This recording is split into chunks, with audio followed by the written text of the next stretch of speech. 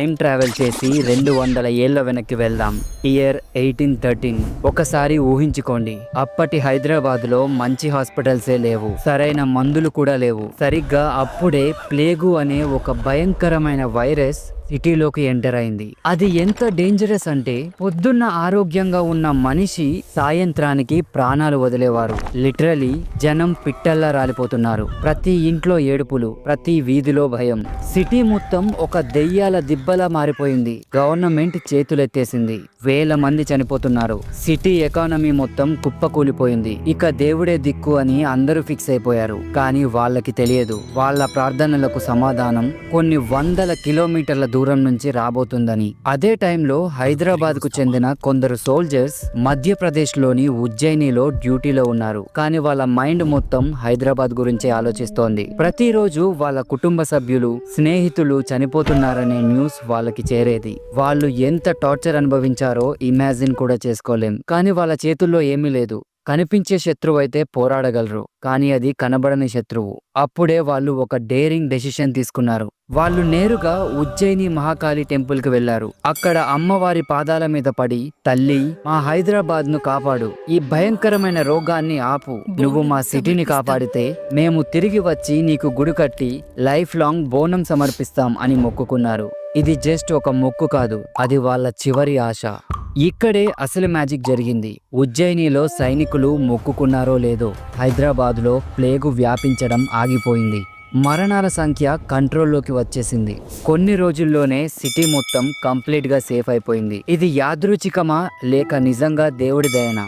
ఇది ఖచ్చితంగా అమ్మవారి అద్భుతమే అని అందరూ బలంగా నమ్మారు.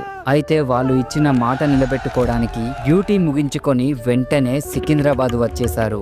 1815లో సూరేటి అప్పయ్య అనే సోల్జర్ లీడర్షిప్ లో ఉజ్జయిని నుండి తెచ్చిన అమ్మవారి చెక్క విగ్రహంతో ఒక టెంపుల్ కట్టేశారు. ఆ రోజే వాళ్ళు వండిన అన్నం, పాలు, బెల్లంతో చేసిన నైవేద్యాన్ని ఒక కొత్త కుండలో పెట్టి డెకరేట్ చేసి అమ్మవారికి సమర్పించారు. అదే చరిత్రలో మొట్టమొదటి బోనం.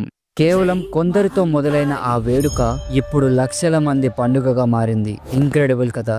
ఓకే, ఇంతకీ ఈ బోనం ఏంటి? Let's break it down. బోనం అంటే భోజనం. ఇది అమ్మవారికి మనం ఇచ్చే ఒక గ్రాండ్ థ్యాంక్స్ గివింగ్ పార్టీ లాంటిది. ఇందులో వాడేవి మట్టి కుండ. ఇది 100% ఎకో ఫ్రెండ్లీ, స్వచ్ఛతకు, కొత్త ప్రారంభానికి సింబల్. నైవేద్యం, ఇందులో ఉండేది రైస్, పాలు, బెల్లం. ఇది హెల్త్ అండ్ వెల్త్ ని సూచిస్తుంది. బేసిక్ గా ఇది ఒక డివైన్ సూపర్ ఫుడ్. అలంకరణ, కుండకి పూసే పసుపు ఒక యాంటీసెప్టిక్, వేపాకులు ఒక మెడిసిన్.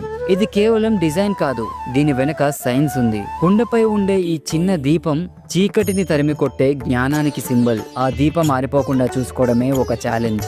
ఈ బోనాన్ని మహిళలే తలపై ఎత్తుకుంటారు, ఎందుకంటే వాళ్ళే శక్తికి అసలైన రూపం. వాళ్ళు నడుస్తుంటే సాక్షాత్తు అమ్మవారే నడిచొచ్చినట్లు ఉంటుంది. What a powerful visual.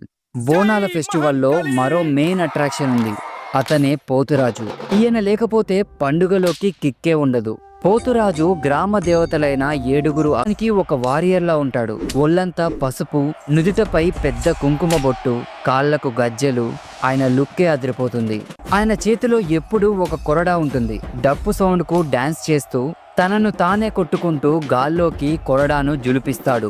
ఈ విన్యాసాలకు దుష్ట శక్తులు పారిపోతాయని నమ్ముతారు. ఊరేగింపులో పోతురాజు ముందు నడుస్తూ అమ్మవారికి, భక్తులకు ఫుల్ సెక్యూరిటీ ఇస్తాడు. ఆయన ఎనర్జీతోనే జాతరకు అసలైన ఊపు వస్తుంది. పండుగ ఇంకా అయిపోలేదు. మరో 2 క్రేజీ ఈవెంట్స్ ఉన్నాయి, రంగం మరియు ఘట్టం.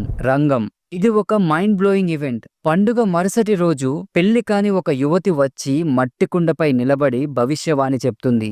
ఆమెలో అమ్మవారు ఆవహించి నెక్స్ట్ ఇయర్ వర్షాలు ఎలా ఉంటాయి, రాష్ట్రంలో ఏమవుతుంది అన్ని లైవ్ లో చెప్తుందని నమ్ముతారు. Think about it. ఇది ఒక లైవ్ ఫ్యూచర్ ప్రిడిక్షన్. రంగం అంటే భవిష్యవాణి. నెక్స్ట్ ఘట్టం. ఘట్టం అంటే అమ్మవారి ప్రతిరూపమైన ఒక డెకరేటివ్ కలశం. పండుగ చివరి రోజు ఈ ఘట్టాన్ని ఏనుగుపై పెట్టి సిటీ మొత్తం గ్రాండ్ గా ఊరేగిస్తారు. ఇది పండుగకు గ్రాండ్ ఫినాలే లాంటిది. వేలాది మంది ఈ ఊరి